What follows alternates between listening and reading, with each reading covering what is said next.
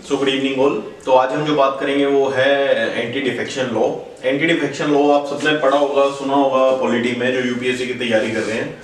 तो basically anti defection law जो है हमारा, उसे कॉन्स्टिट्यूशनल स्टेटस मिला है 52nd अमेंडमेंट 1985 में, ठीक है। और ये 10th शेड्यूल में इंसर्ट हुआ है, अगर हम पॉलिटिकल स्टेटस की बात करें PASS के अंदर। अंडरस्टूड। तो जो हमारा आज का टॉपिक रहेगा वो रहेगा एंटी डिफेक्शन लॉ। ओके, तो चलिए करते हैं स्टार्ट। तो first of all anti defection law के बारे में अगर हम बात करें तो एंटी डिफेक्शन लॉ की जो हिस्टोरिकल बैकग्राउंड है वो है 1985 में राजीव गांधी गवर्नमेंट के टाइम ये लॉ पास किया गया था। अंडरस्टूड। उस टाइम ये लॉ पास किया गया था कि डिफेक्शन मींस क्या होता है। डिफेक्शन की अगर मैं डेफिनेशन की बात करूं तो एमपीज और एमएलएज मींस वो अपनी ओरिजिनल पोजीशन को वेकेंट करके, खाली करके किसी और पार्टी को ज्वाइन कर लेते हैं। अंडरस्टूड। उसे कहते हैं डिफेक्शन सिंपल लैंग्वेज में। तो एंटी डिफेक्शन मींस उसको रोकना, है ना। तो इन्होंने एमपीज और एमएलए जो ऐसे काम करते हैं, स्विचिंग करते हैं one political party to other political party, उनको डिस्क्वालीफाई करने का मतलब एंटी डिफेक्शन लॉ है, सबसे सिंपल लैंग्वेज में। अंडरस्टूड। जो भी एमपीज और एमएलए अपना पर्सनल बेनिफिट के तौर पे अपनी एक ऑलरेडी पोजीशन को वेकेंट कर देते हैं किसी और पॉलिटिकल पार्टी में जाके, मीन स्विच कर लेते हैं पॉलिटिकल पार्टी, उन एमपीज और एमएलए को उस रिस्पेक्टिव हाउस में डिस्क्वालीफाई करना, डिस्क्वालीफाई मानना, इसे कहा गया था बेसिकली एंटी डिफेक्शन लॉ। तो डिफेक्शन मींस ये चीज और एंटी मींस उसके उल्टा, ठीक है। तो ये लॉ बना था 1985 में ड्यूरिंग राजीव गांधी गवर्नमेंट। तो ये सबसे बड़ा क्वेश्चन आता है यूपीएससी प्री में कि ये एक्ट कब बना, किस ईयर में बना, कौन से अमेंडमेंट के तहत बना और किस की गवर्नमेंट थी उस टाइम। अंडरस्टूड। तो सबसे मेजर क्वेश्चन ये है। तो फर्स्ट ऑफ ऑल हमने इसकी डेफिनेशन की बात कर ली, डिफेक्शन होता क्या है। अंडरस्टूड। अब बात करें इसकी वैल्यूएशन की कि ये एक्ट आया क्यों। अब इस एक्ट के आने का कारण क्या था कि to prevent evil of the political defection motivated by material benefits और to strengthen the fabric of Indian parliament. Third is the first step towards the cleaning up of public life. Simple language में बात करेंगे, ये आपको book की definition मिलेगी। जैसे ये कह रहा है prevent of evil of political defection means हम क्या करते हैं, फॉर एग्जांपल एक आदमी इंडिपेंडेंट लड़ा कहीं से, इंडिपेंडेंट उसने सीट जीत ली, बट आगे हम जैसे देखते हैं फॉर एग्जांपल हरियाणा की बात करें तो अगर 90 सीट्स हैं तो इसमें आप मानो मेजोरिटी आपको कितनी चाहिए, 45 प्लस की चाहिए। लेट अस सपोज कांग्रेस को मिल गई 40, बीजेपी को मिल गई 42, तो जो आपके इंडिपेंडेंट है, इंडिपेंडेंट हम देखते हैं इंडिपेंडेंट निर्दलीय मान लो 4 है, तो ये चारों आपके यहाँ पे अगर मिल जाते हैं तो ये टोटल बन जाता है 46, है ना। मेजोरिटी चाहिए इनकी तो ये गवर्नमेंट बना लेते हैं। तो ये जो इंडिपेंडेंट यहाँ मिलते हैं ये बेसिकली डिफेक्शन है कि वो स्टार्टिंग में तो लड़े थे अकेले, उन्होंने अपना चेहरा अलग दिखाया था, बट आफ्टर गेटिंग इलेक्टेड किसी मटेरियल बेनिफिट के लिए, ये बेसिकली मटेरियल बेनिफिट है कि आप मेजोरिटी में है तो आपको मिनिस्टर बनाया जाएगा। इस मटेरियल बेनिफिट को रोकने के लिए ये लॉ बनाया गया था। अंडरस्टूड। इस लाइन का मतलब ये है।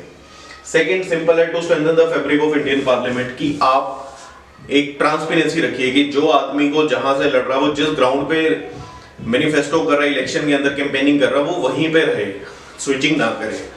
और थर्ड ये सिंपल है कि एक step toward the cleaning of the public life, कि पब्लिक लाइफ को सुधार में, पब्लिक लाइफ की सुधार में, या आप ये कह सकते हैं कि गवर्नमेंट की पॉलिसी की एग्जीक्यूशन में ये एक अच्छा स्टेप हो सकता था।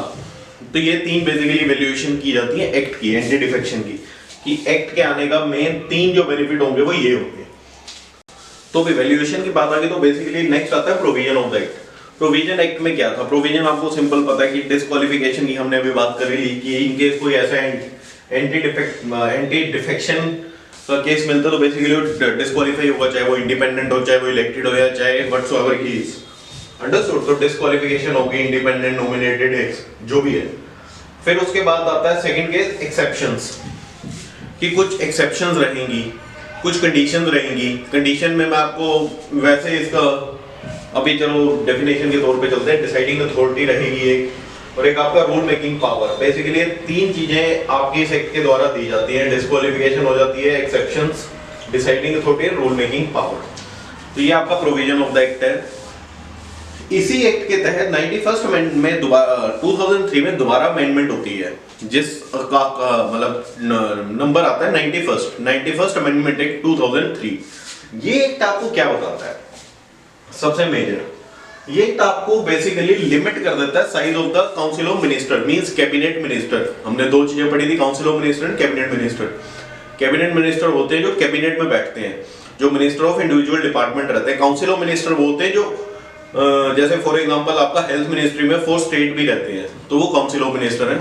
इन्होंने बेसिकली काउंसिल ऑफ मिनिस्टर के साइज को लिमिट किया था इस एक्ट ने, अंडरस्टूड, ताकि डिफेक्शन हो ही ना, कोई इधर का उधर का बेनिफिट ले ही ना पाए। तो इन्होंने एक लिमिट कर दी थी कि आपका काउंसिल ऑफ मिनिस्टर का साइज ये रहेगा, understood.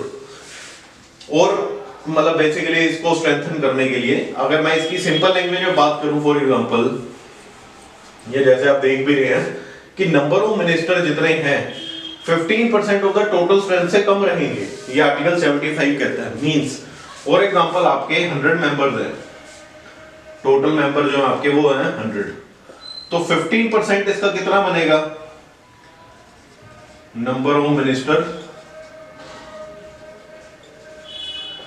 15% of the total member, simple.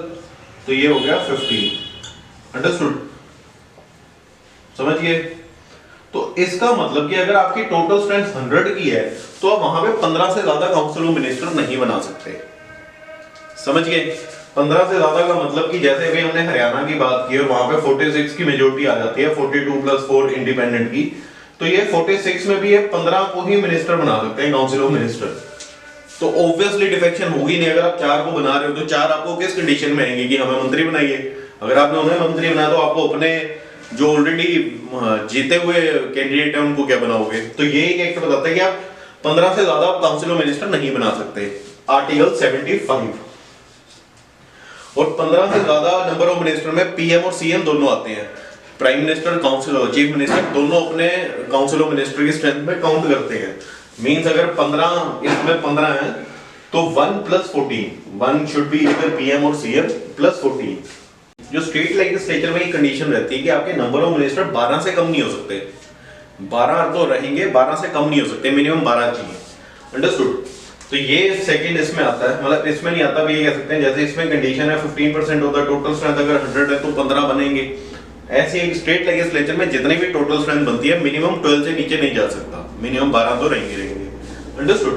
Secondly, अगर कोई बंदा डिफेक्शन के बेसिस पे डिस्क्वालीफाई हो जाता है, जो हमने यहाँ पे बात की थी कि डिस्क्वालिफिकेशन ऑफ एमपी और एमएलए, इन केस कोई डिस्क्वालीफाई हो जाता है तो वो डिस्क्वालीफाई हो जाता है मिनिस्टर बनने से भी, वो मिनिस्टर भी नहीं बन सकता। फॉर एग्जांपल बन गया, जीत गया, पार्टी चेंज कर ली तो वो मिनिस्टर नहीं बन पाएगा।